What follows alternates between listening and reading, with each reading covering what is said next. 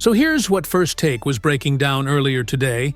About a month back, the talk around the league was that the Los Angeles Lakers had been in discussions to potentially acquire Donte DiVincenzo. According to what was said on the show, those conversations didn't go anywhere, and it sounded like Minnesota didn't even seriously engage before moving on. But that wasn't the only name in play. The panel brought up Kentavious Caldwell-Pope, someone Lakers fans remember well from the 2020 title run, a player many believe the team never should have moved on from in the first place. As it was explained on the program, LA had looked into ways to bring him back, but instead, he landed in Memphis as part of the deal involving Desmond Bane. So far, nothing further has materialized, but new reporting from Jacob Rood of Silver Screen and Roll was mentioned, suggesting that a reunion between the Lakers and Caldwell-Pope could still be possible depending on how things develop in Memphis. The hosts pointed out that Memphis just locked up Jaren Jackson Jr. with an extension, so they might prefer to head into the season seeing exactly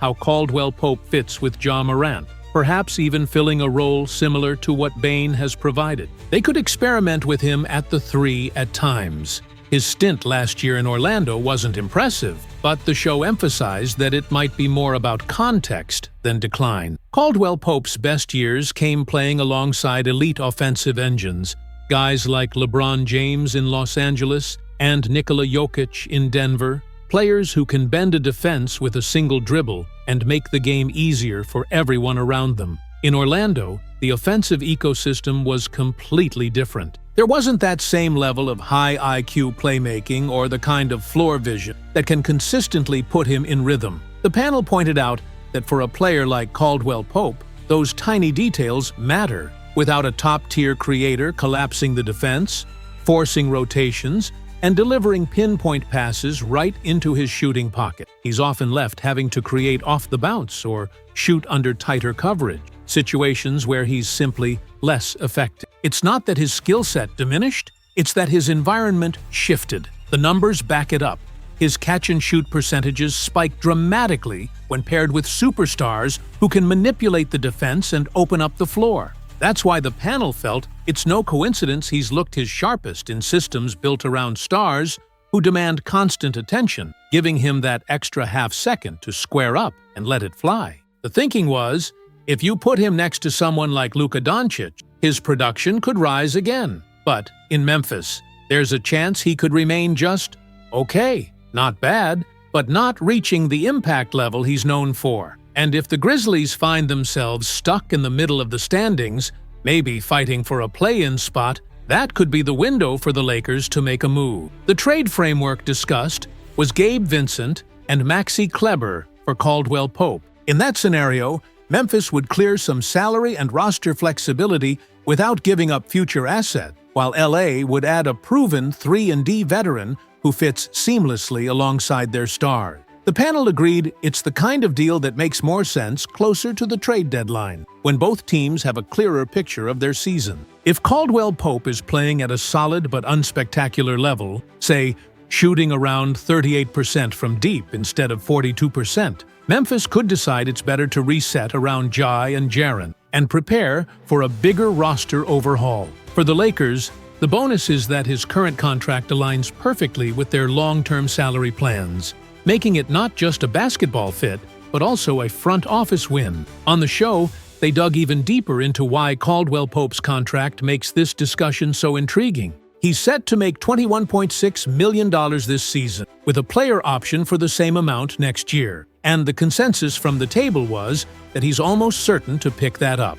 The Lakers could try to work out a longer deal with him, but the thinking was they'd probably just let him opt in and treat it as an expiring contract, which opens up a lot of strategic options. If the front office were to structure something like that Gabe Vincent-Maxi Kleber swap for Caldwell-Pope during the season, it would actually free up a little more than $1 million in space, making room for another roster addition before the playoff. Because salaries are prorated in season, the Lakers could maneuver to keep their depth intact while still having flexibility to chase other pieces. They also pointed out that the team has explored deals involving Gabe Vincent and even Jared Vanderbilt in the past, and that's where the decision gets tricky. Losing Vincent is one thing, but Vanderbilt's defensive versatility is much harder to replace. His length, switchability, and energy give LA a dimension few others on the roster can provide. A rookie like Dalton Neck might eventually bring some of that presence, but expecting him to step into Vanderbilt's role right away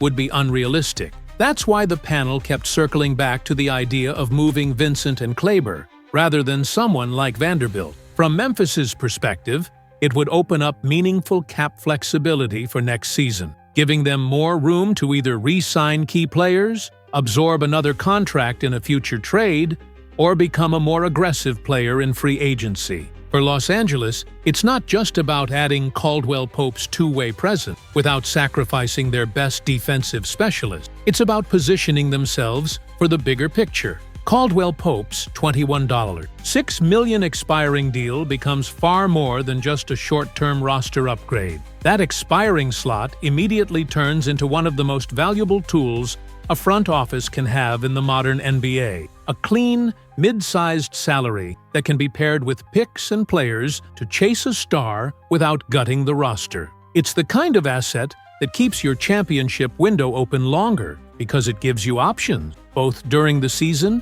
and next summer.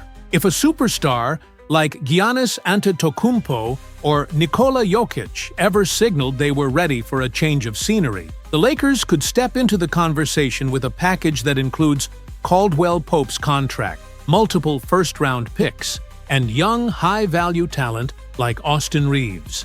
Moves like this are about more than just the immediate return. They're about flexibility, leverage, and making sure you're ready the moment an elite player becomes available. In the NBA, the difference between watching a superstar land somewhere else and bringing him to your team often comes down to whether you already have the right contract slots and assets lined up.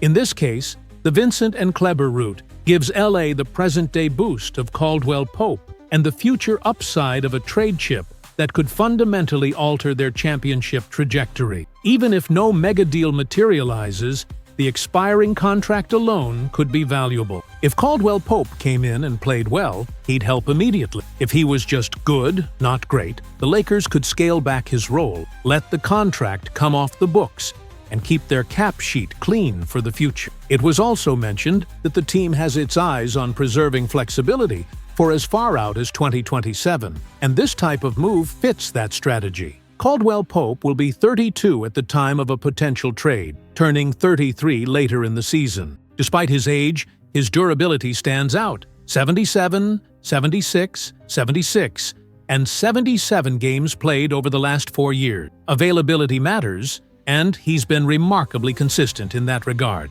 His three-point shooting has been more up and down, though. Last year in Orlando, he hit just 34.2%, from deep on 4.3 attempts per game. Compare that to his seasons in Denver: 40.6% 2 years ago, 42.3% the year before that, and it's clear he's capable of elite efficiency when paired with high-level playmaking. That was the underlying point First Take kept hammering. His shooting drop-off might not be a sign of decline at all. In systems built around stars like Jokic or LeBron, he thrived. In Orlando, where creating open looks was a challenge, his numbers naturally dipped. The question now is whether Memphis provides the kind of offensive environment where he can bounce back, or if the Lakers will be in position to bring him home before the deadline and reap the benefits themselves. One of the biggest concerns surrounding him right now is the noticeable drop in his three-point percentage. Just a season prior, he was hitting nearly 41% from deep, but last year, that number fell to 34% on essentially the same volume. That's an 8-point drop without any change in attempts, which raises the question: did he truly regress that much? Or was it more about the circumstances around him? Personally, I lean toward the lack of playmaking being the main factor. Last season, he appeared in 77 games, logging 29.6 minutes per night. He averaged 7.1 field goal attempts per game, shooting 43.9% from the floor overall. From three-point range, he connected on 34.2% of his 4.3 attempts per night, and inside the arc, he converted at a 59% clip on 2.8 attempts. His effective field goal percentage sat at 54.3%. At the free throw line, he was solid, hitting 86.3% on limited trips. Beyond scoring, he added 2.2 rebounds, 2 assists, 5 steals, half a block, and 9 points per game. Given the right situation, like joining a team such as the Lakers, there's a real chance he could regain his rhythm. Playing alongside high-level playmakers like LeBron James, Luka Doncic, or even Austin Reeves would allow him to operate more efficiently, focus on his defensive strengths, and find better quality looks from deep. In the right role, he could become a more consistent threat from three while still bringing value on the defensive end.